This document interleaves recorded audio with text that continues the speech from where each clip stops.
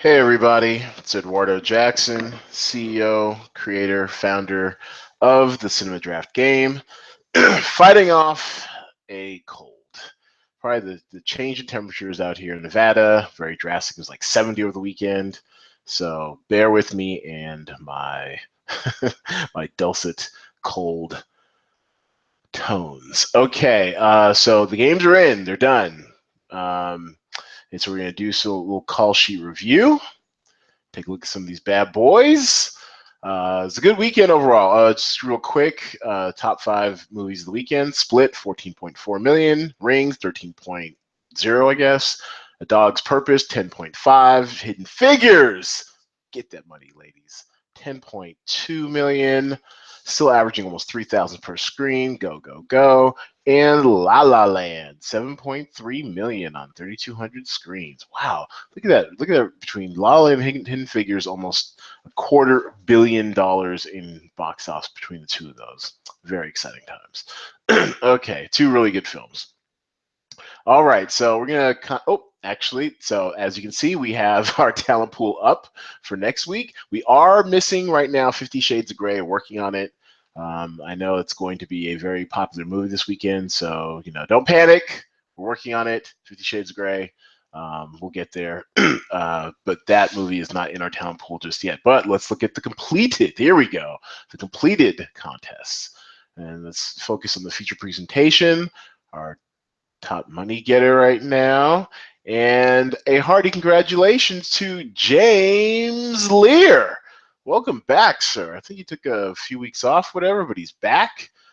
And in the black, 142.45 with the top scoring call sheet of the weekend. What was, as you can see, a pretty flat weekend. The big money earner at a Split was the 3rd week in a row and only 14.4 million. So let's take a look at James Lear's call sheet. Nudging out our longtime friend of the podcast, friend of the friend of the site, the Roan. He goes back to the spreadsheet days. He's one of like the original 8 players who helped me test out the game. Big shouts to my boy, the Roan. But right now, this is James Lear's winning call sheet.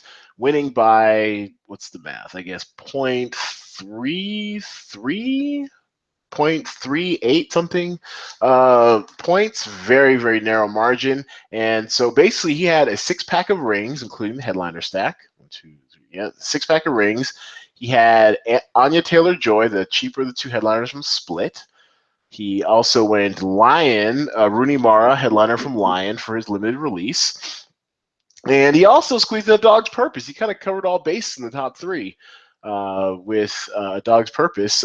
Josh Gad, he was a headliner from that, and that, I believe, was the difference between all the other call sheets, to be honest with you. I thought it would come down to Reyes right here, a platform release, which it actually had a steeper drop off than I expected. I think it made almost 2 million last weekend. This weekend only did 500,000. So we were kind of in the dark a little bit about Race as far as the screen count. Like, we didn't know what screen count was going to be going into the weekend. Turned out to be only 227.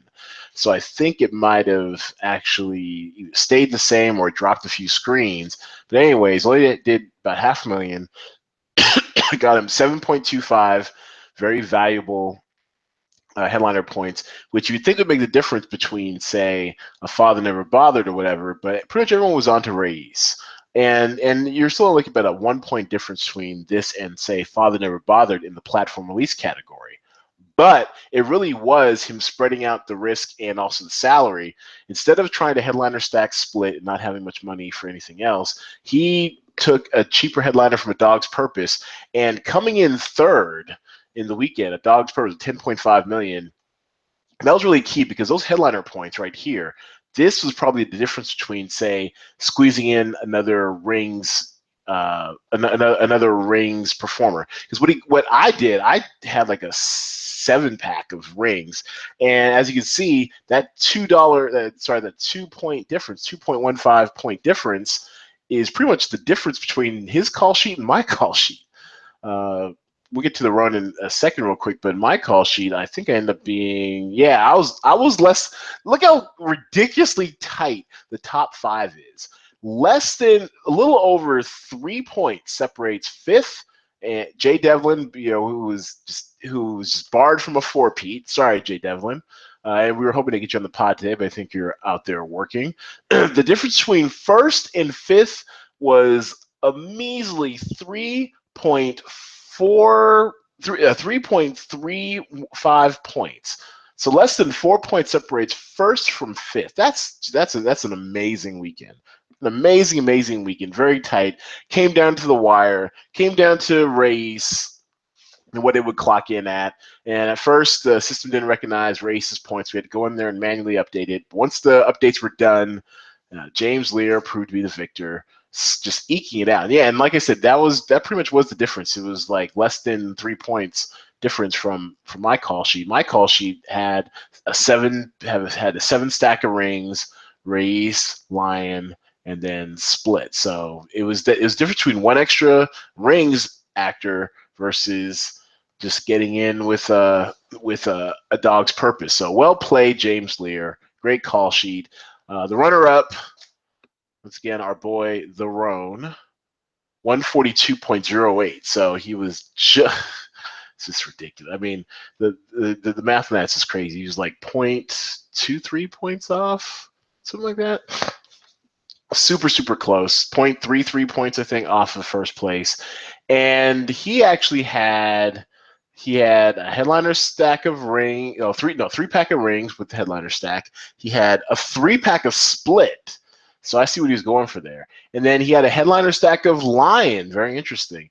And then he had Reyes with about $100 to spare. What was interesting is that if he'd actually, this is how ridiculously tight this was. He had I Am Not Your Negro. Samuel L. Jackson, the headliner from that. If he found a way, was there a way to get? Probably not. I guess we can't see it. If there was a way to get one more actor from I Am Not Your Negro in there, he actually probably would have won. He probably would have won this week because I didn't realize that I Am Not Your Negro was going to be on 43 screens. And I had no idea it was going to do as well as it did. Take a look at I Am Not Your Negro. We're going to the Box Office Mojo listings here. So it made almost 700,000 on only 43 screens. Look at the per screen average. It is bonkers. Second overall of the weekend with $15,962 per screen. People are hungry for James Baldwin, and I am here for it. Oh, that does me so proud. I'm very excited. As we mentioned in a previous podcast, I did a dissertation freshman year at college on James Baldwin. Huge fan. Great to see that wherever they placed it, I do believe they had a theater or two in Atlanta, so they probably concentrated on quote unquote urban centers, where Black people are, and it overperformed. It's awesome. I estimate it might roll out to maybe 100 screens hopefully this weekend. So hopefully Vegas will get at least 1 or 2 screens. I will definitely go support it.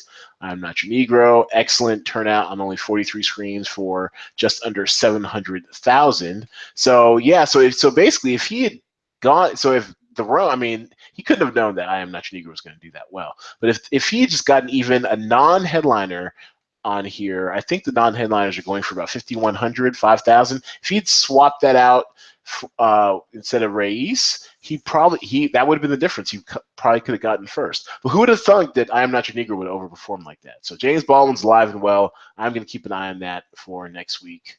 Very, very interested in that. Let's see. Some other interesting call sheet. So let's take a look at Jay Devlin. Fell just a few points short of four-peating, which truly would have been historic. So yeah, so it came down to that extra rings actor. He had a 7-pack of rings. Lion, the headliners from Lion and Split, and then he went with Father Never Bothered. Of course, if he'd gone with, I Am Not Your Negro, a headliner from that, actually, 1, he would have saved money. 2, the difference in points. I think a headliner from I Am Not Your Negro was 9.66 points. That would have been 3.66 points, which actually, I don't want to do the math. I'm bad at math, but actually that would have given him 142.76 points. He would have won the week. Wow. So let this be a lesson to you. Never doubt James Baldwin. But no, this is a really good looking call sheet. Definitely top 5 material. I mean, it had a good shot at winning. It just came down to, we thought it was going to come down to Reyes. We were wrong. It came down to whether you had, all three of the top three films covered, and also maybe even some James Baldwin. James Baldwin really would, I Am Not Your Negro really could have sent this one over the top. Let's see any other interesting ones you want to take a look at. Jay Bird Returns. Let's take a look at his real quick. He also went heavy on Reyes. Oh, and 130.42 for 7th place. Good job, Jay Bird. He did have good exposure to A Dog's Purpose, but he had more Reyes than rings, and that was ultimately the difference. And The Comedian was just terrible. Just stumbled out of the gate. It made almost no money. It was pretty shocking how bad it was. It was 878,000, less, just over 1,000 per screen on 848 screens. We could see a precipitous drop next week with The Comedian screen, so you might want to avoid that. And also, I want to check out his other half, his better half, Kelly, because Kelly's was the call sheet I enjoyed the most. That because Reyes didn't do what we thought it did, kind of took a tumble. Yeah, Kelly ended up 15th out of 17. 84.52 points, and it really just came down to the underperformance of Reyes. She went all in on Reyes, left 25,000 on the table. I mean, we've discussed earlier about how you probably want to leave about 5,000 or less on the table, but she went for it. She had a very high variance strategy, high risk, high reward, and unfortunately didn't work out. She had a 7-pack of Reyes. The Comedian did not help out her cause at all. We probably would have liked to have seen in limited release, probably Lion there would have been a good look. And then she had a headliner stack of Split. But we love the balls, Kelly. Great balls on you. And go get him next time. And at least Jay Bird, I think, is gonna make a little money for the family. He got 7th, which I believe is good for, I don't know, it's good for something. Maybe $2.50, $3. Good job. Draft Mom 11th at 108.5. Ring Balls, new player. I think he might have cashed it. Got the very last cash spot. Xander Cage, yeah, a little slow at the gate. He had a nice sprinkling of headliners. So this is his first time playing the game. Welcome, Ring Balls. Glad to have you. Hope you listen to the pod. Also, he had some I Am Not Your Negro, Split. It was a pretty diverse call sheet. Headliner stack of Rings. Guess he thought it would probably be the #1 movie of the weekend. It was not. No money left, so he used up his budget. That was good. And The Comedian, yeah, overpriced. The Comedian was overpriced and underperformed. Only 3.14 points on that 848,000 return in the limited release category. But yeah, just probably a little note to you. Probably don't want to do Xander Cage or The Return of Xander Cage. That movie's done. It's made its money. It's not going to do what you want. You probably want to lean towards new releases or solid, steady performers like your Hidden Figures. Like, Dog's Purpose seems like it's probably going to have some legs too. But yeah, XXX Return of Xander Cage is pretty much done. But strong effort. Congratulations on the cash.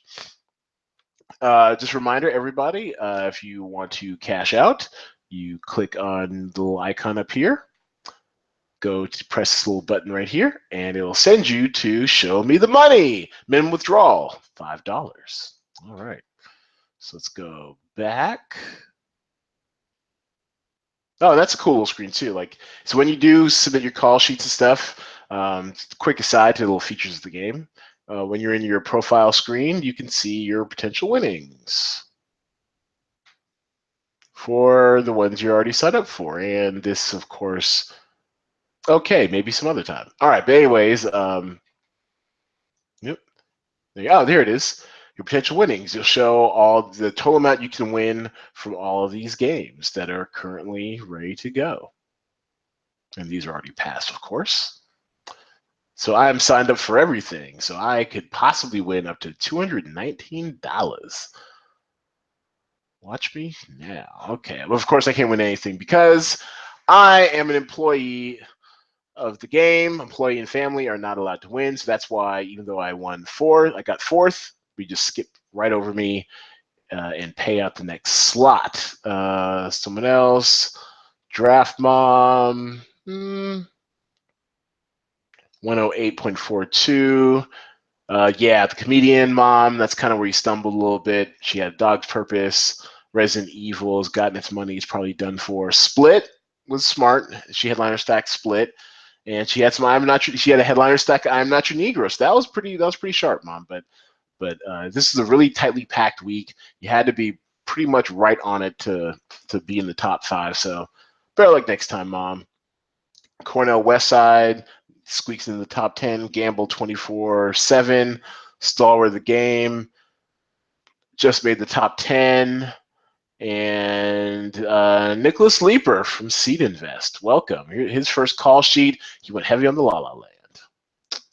Yeah, La La Land at the wide release probably isn't what you want. Maybe if you'd gotten that kind of gross, the 7.4 million in platform release or in limited release, you probably would have had a better shot there because then you're basically doubling your points.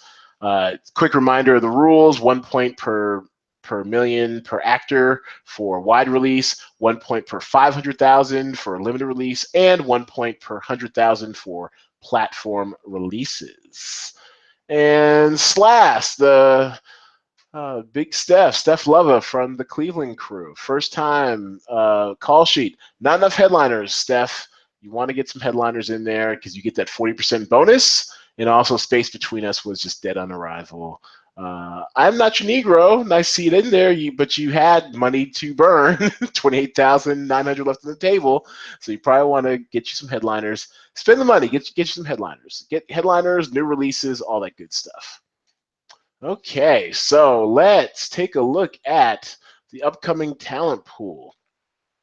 So we are looking at 1, 2, 3, 4, 5, 6 new releases coming into the game. All right.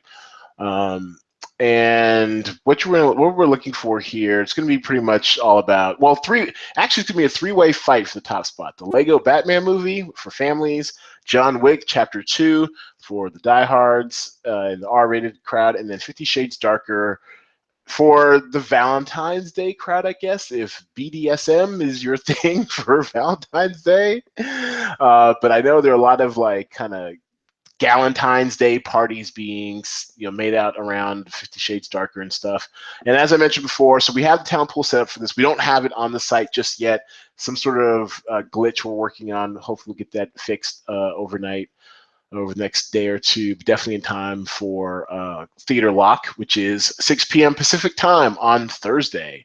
And then the game runs at 10 p.m. Pacific time Thursday as well. So also we have United Kingdom only on 4 screens. 5,800 is the top headliner, David Oyelowo. Oyelowo. Oh, I said that right. Perfect. Nailed it. Duckweed. Looks like Chinese import. Do not know any of these actors. It's going to be on 30 screens, possibly. So, keep an eye out for it. 50 Shades Darker will be wide release. Guesstimate is right now 3,700 screens. That might be my pick for the weekend, quite honestly. I believe, I think it made, how much did it make that first time? Well, actually, I'm not going to go dig down for it. But basically, it made a lot of money its opening weekend. Jolly LB 2. India in the house, and it's a sequel, so not quite sure what to do with that. It's going to be on 180 screens. This might kind of play into our rule for foreign language, fairly large for the release type openers with platform at 180 screens. I don't know, man. I priced it aggressively at 5,700, going up to 6,000 for your 2 headliners, even though all these actors are fairly unknown to American audiences, because it's a sequel, it's Indian, they tend to front load, as we saw at Reis. Man, if we had Reis in the game last weekend or the weekend before, you really could have cleaned up, but it wasn't. We came in on the second week and totally missed all the goodness. So I don't know. I might have to do a little digging into into Jolly LLB 2 to see if that's a movie we want to be for our mandatory platform release type movie. Also, the Lego Batman movie is going to be super wide, also priced up $17,500 to start, going up to $18,200 for Will Arnett as your headliner, as the voice of Batman. Yeah, I can't call it. I'm thinking. I mean, the Lego Batman movie is like one of those kind of. It's a 4-quadrant movie. Everyone loves the Lego movies. It'll do well. I'm thinking maybe 30-ish to 40 million. But also John Wick has got a following, cult following. I remember seeing that. I think I saw that in D-Box. And for those of you who haven't seen a movie in D-Box, y'all haven't lived. Seeing a movie in D-Box, that's where like the seat moves to the action. So if like a plane banks left, your chair tilts to the left. If there's like, fighting, your chair rumbles and stuff. It's awesome. I remember seeing that in D-Box and was totally hooked. So that's probably gonna be my Thursday night post game lock movie. What I like to do if game's running smoothly is after the game locks at 10 p.m. I'll go off and see a movie. Preferably in D-Box, and that looks like John Wick Chapter 2 is looking like my D-Box movie for the week. Okay, and yeah, so I think it's probably going to be a 3-way fight.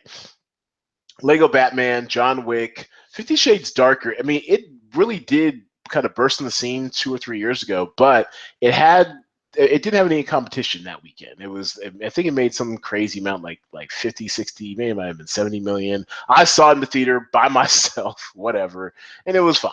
It's fine. And I'm intrigued. I'll probably see it opening weekend. That might be my Saturday morning matinee movie. Who knows? So yes, that's in the house. And also just keep an eye on I'm Not Your Negro. I priced it up this week, 6,100. It's no longer bargain basement because it's probably going to expand a little, somewhere between 143 screens. This is my guesstimate, 100 screens. So it's still going to stay platform. I mean, let's just do the math real quick, y'all. I mean, if this thing even gets if it made 15,000 last weekend, or per screen, and let's say it goes out to 100 screens. How much did it make per screen? I think it was 15,000, right? Yes, it made almost 16,000 per screen. Let's say it fans out to 100 screens and it drops down to 10,000 per screen. You're still looking at $1 million. 10 delicious fantasy points right there. So I don't know, man. I'm gonna keep an eye on I Am Not Your Negro. That might still be the move. Jolly LLB scares me because I have no idea what's going to do. The Indian American community seems to support their films in the opening weekend, even on the sparse amount of screens. So I don't know. I might have to do some research. Rings stays the same. The comedian got a little bit of a slash. Basically, it's down to the bottom. It can't get any lower. 5,000 is your bargain basement actor price. Going up to 6,400 for De Niro. Probably a stay away. Space Between Us has been marked down to the stone minimum.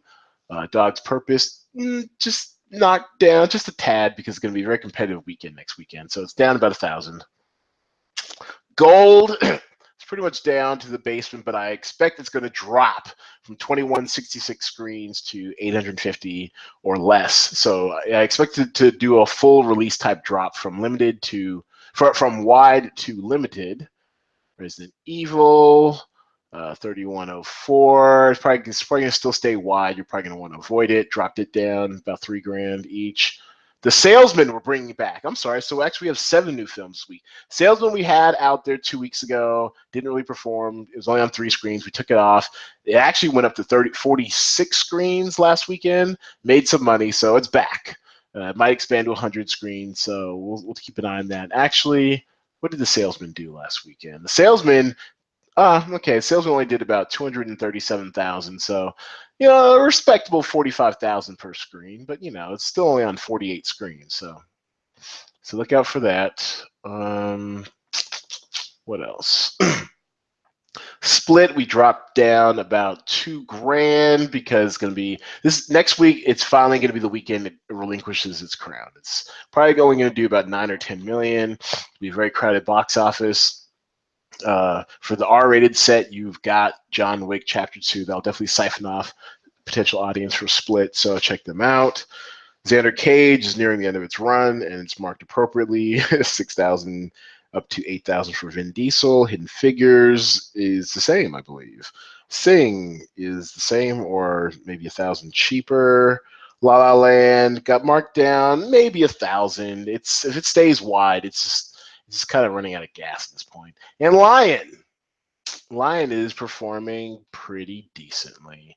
I think we might have upped it by 1,000. So starting at 6,800 for Pallavi Sharda, going up to Dev Patel's 7,600. What did Lion do last week? Lion per screen, about 2,700 per screen. It did jump up by 830 screens to 1,405. So I don't know. There might be some value there in the limited release category, but if you're looking for value in the limited release category, you're probably looking at.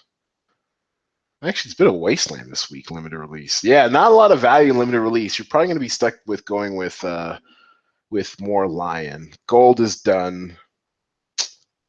Vander Cage is pretty much done. Yeah, I'm feeling pretty confident that Lion is gonna be my pick. But we'll get into all that during the shot list when we bring back the hour-long podcast later on this week. Thanks everybody for playing and visiting the Cinema Draft game. We are located at cinemadraft.co. That is cinemadraft.co. Make sure you visit all of our social media. Facebook, Instagram, Twitter, everything. Hopefully, it'll be over this cold. I'd like to have a social life this week. And also, for all my Falcons fans out there, I'm from Seattle, went to school in Atlanta. I feel your pain. I know it's like to have victory snatched from to have defeat snatched from the jaws of victory. I know what that's like, so I feel your pain. Hang in there, y'all. We'll get through it together. Anyways, thanks, everybody. And in the meantime, until next podcast, go see a movie or something.